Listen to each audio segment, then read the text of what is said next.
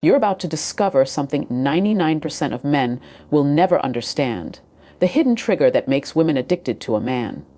Not his looks, but not his money, not his status, but one psychological shift that flips the script entirely. And if you ignore this, you'll stay stuck in the cycle of chasing, begging, and wondering why she always loses interest. But here's the truth. Women don't fall for what you do. They fall for how you make them feel. And when you master this feeling, she won't just like you.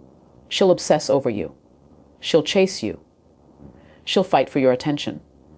Because once you unlock this, you won't just attract her. You'll own her emotions. I'm not talking about manipulation. I'm talking about human nature. Deep, primal wiring that most men never tap into. And today, I'm handing you the key.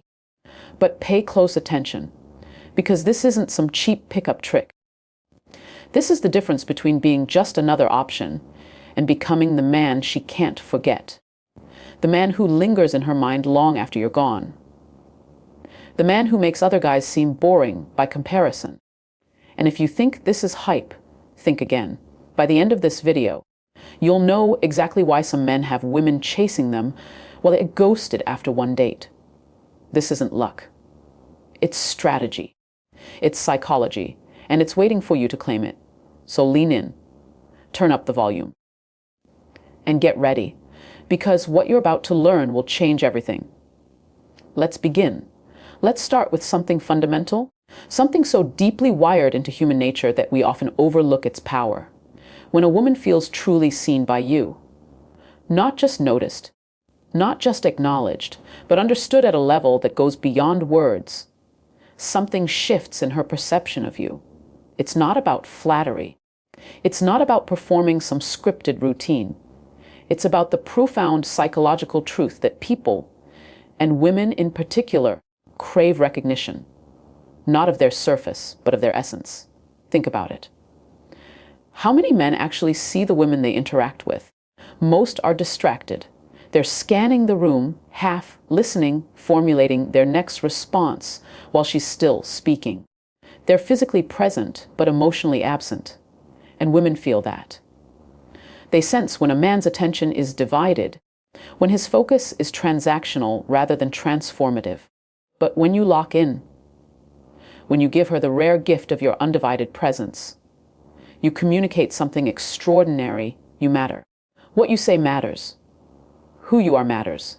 This isn't just about romance. It's about human dignity. We all want to be witnessed, to have someone look at us and see the complexities, the contradictions, the unspoken dreams and fears. When you do that for a woman, when you listen not just to respond, but to understand, you create a connection that transcends the superficial. Most men never do this. They're too busy trying to impress, to prove themselves, to take rather than give. But the man who masters the art of presence, he stands out. Not because he's louder, but because he's deeper. Now, let's break this down further. What does it actually mean to make a woman feel seen? It starts with eye contact. Not the creepy, unblinking stare, but the kind that says, I'm here with you, fully. There's a reason eye contact is one of the most intimate forms of human connection. It bypasses words and creates a direct line to emotion. When you hold her gaze with calm confidence, you communicate stability, sincerity, and strength. You're not looking over her shoulder for something better. You're not nervously glancing away. You're present. And that presence is magnetic. Then there's listening. Real listening. Most people don't listen, they wait for their turn to speak. But when you listen with the intent to understand rather than to reply, you unlock something rare. You hear the nuances in her voice, the pauses between her words, the things she's not saying outright. And when you reflect those things back, when you ask the right questions, when you show genuine curiosity about her thoughts and experiences, you validate her in a way few others do. You make her feel real in a world that often reduces women to objects or obstacles. But here's the critical part. This isn't a tactic. It's not a trick to win her over.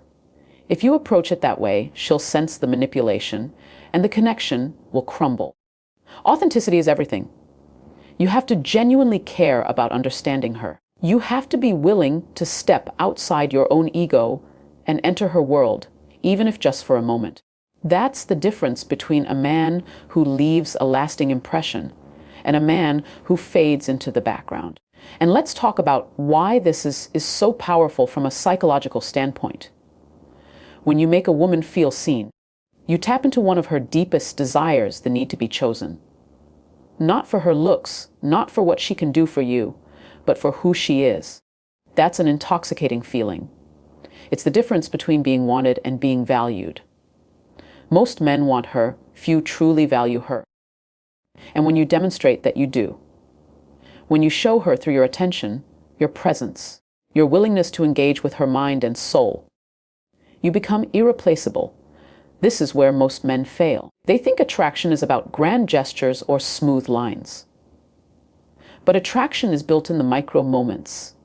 The way you lean in when she speaks, the way you remember the small details she mentions, the way you make her feel like the most important person in the room without saying a word. Those moments accumulate. They create a narrative in her mind. This man is different. This man sees me.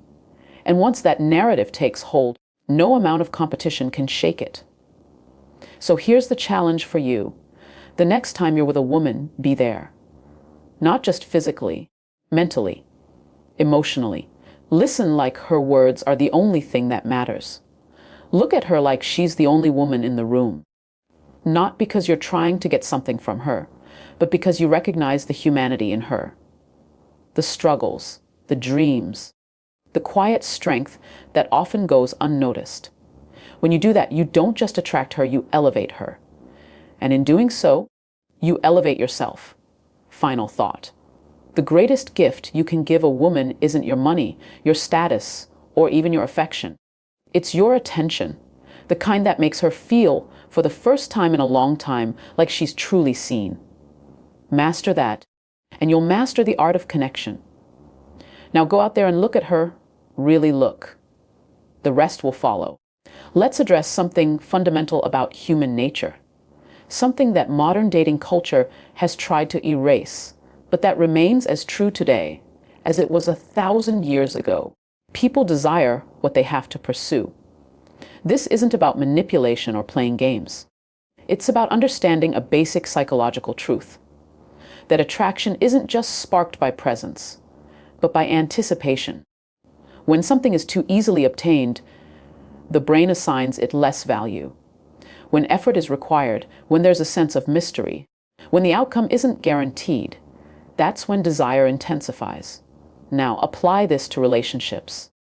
Most men make a critical mistake. They believe that by being overly available, by responding instantly to every text, by showering a woman with attention before she's earned it, they're proving their worth. But here's the paradox. The more you try to prove your worth through constant availability, the less valuable you become in her eyes. Why? Because you've removed the chase. You've eliminated the very thing that makes attraction dynamic, exciting, the uncertainty. This isn't about being cold or indifferent. It's about having a life so full, so purpose-driven, that you don't need her validation to feel complete. A man who is always available is a man without mission, without depth. And women, intuitively, instinctively, recognize this. They're drawn to men who are moving towards something, men who aren't waiting around for a text back, men who understand that their time and attention are valuable. Think about it in terms of basic economics. Scarcity increases value. If you're always on demand, if you're always the one initiating, always the one waiting, you've made yourself a commodity, not a prize. But when you're selective with your attention, when you're engaged in your own growth, when you're not afraid to let her wonder about you, that's when she starts to invest. That's when she starts to chase. Now, let's clarify something crucial. This isn't about playing hard to get in a childish way. It's not about ignoring her or pretending you don't care. It's about balance. It's about understanding that attraction thrives in the space between presence and absence. If you're always there, she has no room to miss you. If you're never there, she'll assume you're not interested. The art lies in the middle, being engaged but not desperate, interested but not obsessed. Here's how this works psychologically. When a woman has to wonder about you, when she has to ask herself, does he like me? What's he thinking? Her mind starts working in your favor. She begins to invest emotionally. She starts replaying interactions, analyzing your words, looking for signs. And the more mental energy she spends on you, the more attached she becomes. This isn't manipulation, it's human nature. We value what we put effort into. But there's a deeper layer here, one that most men miss. The chase isn't just about her pursuing you. It's about you being someone worth pursuing. If you're stagnant, if you're predictable, if you're not growing, why would she chase? The chase only works if you're moving forward, if you're a man who is constantly evolving, who has goals, passions, and a life outside of her. That's what makes you intriguing. That's what keeps her coming back. This is where so many men fail. They think attraction is about what they say, the perfect pickup line, the clever text. But attraction is about what you are. Are you a man who is on a mission? Are you someone who commands respect, not by demanding it, but by embodying it? Are you living in a way that makes her want to be part of your world? That's the real chase. Not playing games, but being so focused on your own path that she has to step up to join you. And here's the most important part. The chase never really ends. Even in a committed relationship, attraction is maintained through continued mystery, through the sense that there's always more to discover about you. If you become complacent, if you stop growing, if you think you've won her and no longer need to challenge yourself, that's when the spark fades. The chase isn't just a phase, it's a mindset. It's the understanding that a relationship isn't a finish line, but a journey where both people are constantly striving, evolving, and choosing each other every day. So how do you apply this? Start by reframing your approach. Don't be the man who is always waiting for her attention. Be the man who is worthy of her attention. Have a life that excites you. Be busy, not as a tactic, but because you're building something meaningful. Let her see that your time is valuable, that your energy is reserved for those who earn it. And when you do give her your attention, make it count. Be fully present, fully engaged, and then return to your purpose. That's how you create the thrill of the chase, not by playing games, but by being a man who is genuinely, irresistibly worth chasing. Final thought. The chase isn't about making her work for your affection. It's about being a man whose affection is worth working for. Build yourself into someone who doesn't just demand attention, but commands it. Then watch as she not only chases, but chooses to stay. There's a fundamental misunderstanding in modern relationships about what women truly want from a man. It's not just about security or comfort, or even passion, though those matter. What women crave at the deepest level is inspiration. They want to be with someone who doesn't just occupy space in their life, but who elevates it. Someone who doesn't just love her as she is, but who sees who she could become, and challenges her to rise to that vision. This is where most men fail spectacularly. They think being nice is enough. They believe that by simply agreeing with everything she says, by never pushing back, by creating a frictionless existence, they're being good partners. But that's not partnership, that's passivity. And passivity is the death of attraction. Women don't fall in love with doormats. They fall in love with men who stand for something, men who have their own moral compass, men who aren't afraid to call forth her highest potential. Even when it's uncomfortable, let's break down why this is so powerful from a psychological standpoint. Human beings are wired to grow. Stagnation is a kind of death. When you inspire a woman, you tap into her deepest evolutionary programming, the drive to partner with someone who will help her face life's challenges more effectively, This isn't about controlling her or molding her into what you want. It's about recognizing that real love isn't just acceptance, it's expectation. The expectation that she can be more, do more, handle more than she even believes possible. Consider this: the women who are most fiercely loyal, most passionately devoted, are not those who were simply pampered and placated. They're the ones who were challenged by their men, the ones who were pushed to face their fears, to develop their strengths, to confront their weaknesses. There's an alchemy that happens when a man looks at a woman and says, through his actions more than his words, "I know you're capable of greatness, and I won't let you settle for less." That kind of belief is intoxicating. It creates a bond that superficial affection can't touch. But here's the crucial distinction. This isn't about being critical or demanding. It's about being the kind of man who leads by example. You can't inspire her to grow if you're not growing yourself. You can't push her to face hard truths if you're avoiding your own. This is why personal development isn't selfish. It's actually the most generous thing you can do for your relationships. When she sees you pushing your limits, confronting your fears, taking responsibility for your life, she'll naturally want to rise to meet that standard. Think about the most magnetic men throughout history. Not just romantic figures, but leaders, innovators, warriors. What made people follow them wasn't just their power, but their vision.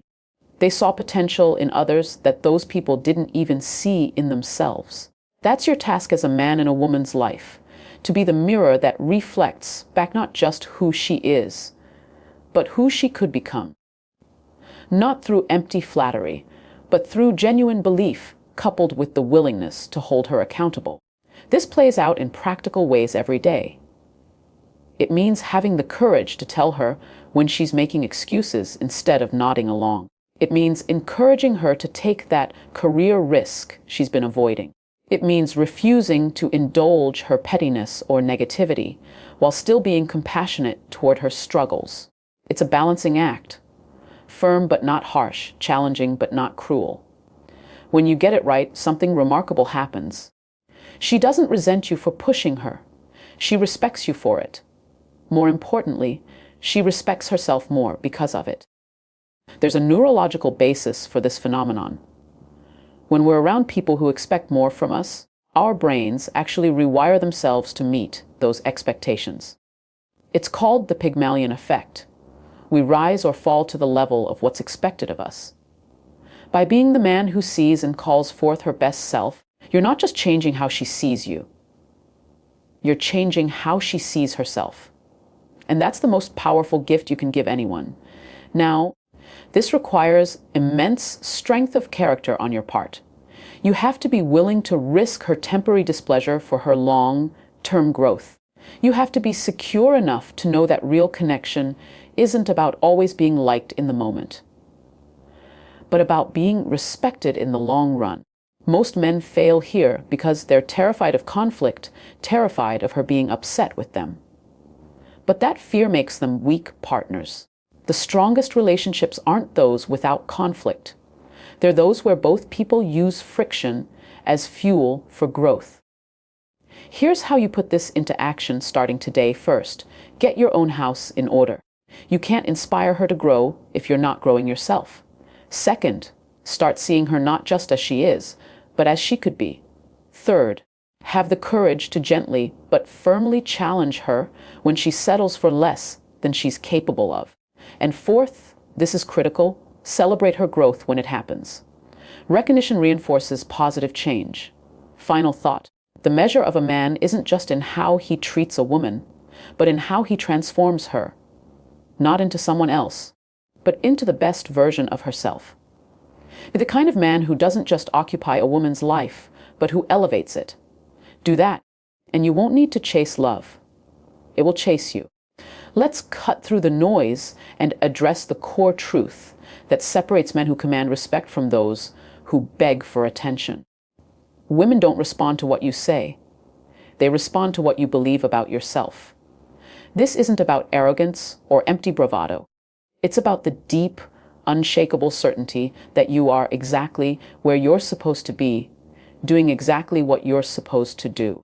That kind of certainty is magnetic, not because it demands attention, but because it naturally draws it. Think about the most compelling people you've ever met. What made them different? It wasn't their looks or their wealth. It was their conviction. They carried themselves with an invisible weight, a quiet assurance that said, "I know who I am," and nothing can shake that. That's the foundation of real attraction. Women can sense this certainty from across the room, in the way you stand, the way you speak, the way you hold eye contact. It communicates more than words ever could. This is a man who cannot be moved. Now, let's dissect why this is so powerful from a psychological standpoint. Human beings are hardwired to seek certainty. It's a survival mechanism. In prehistoric times, uncertainty meant danger. Today, that same wiring makes us gravitate toward people who project stability and confidence. When you radiate unshakable certainty, you trigger something primal in a woman's mind. This is a man who can navigate chaos. This is a man who won't crumble under pressure. That's not just attractive. It's necessary for deep, lasting attraction. But here's where most men fail catastrophically. They mistake certainty for certainty about her. They think, if I can just convince her I'm the one, she'll choose me. That's backwards. True certainty isn't about her. It's about you. It's the ironclad knowledge that you're valuable with or without her approval. That's what makes the difference between neediness and confidence. The needy man is always looking to her for validation. The certain man knows his worth, and that knowing changes everything.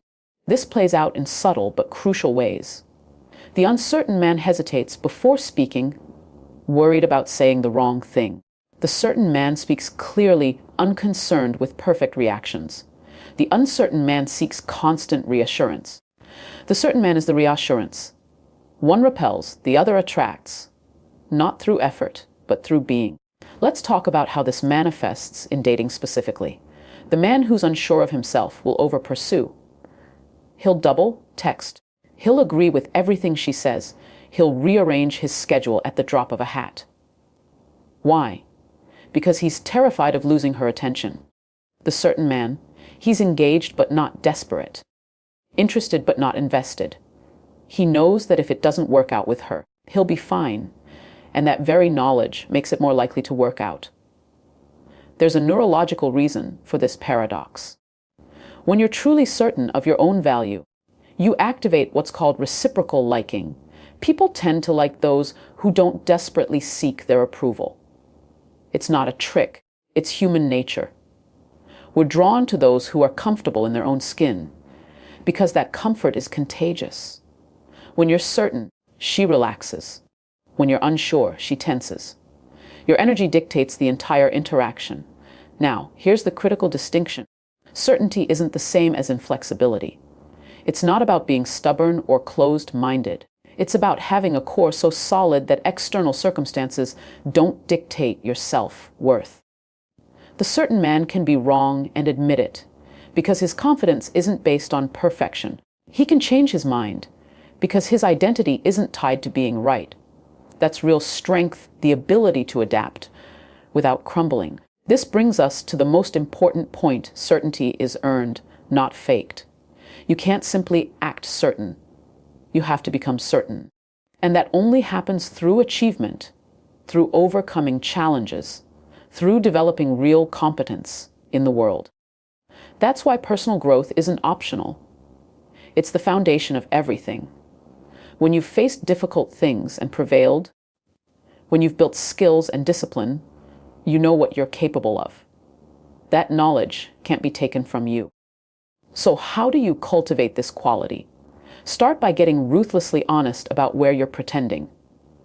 Where are you seeking validation? Where are you acting from fear rather than conviction? Then build real evidence for your confidence. Take on challenges. Develop mastery. Push your limits. Certainty grows in proportion to your demonstrated ability to handle life. Finally, practice carrying yourself like a man who belongs wherever he is. Because you do. Not arrogantly, but naturally. Final thought.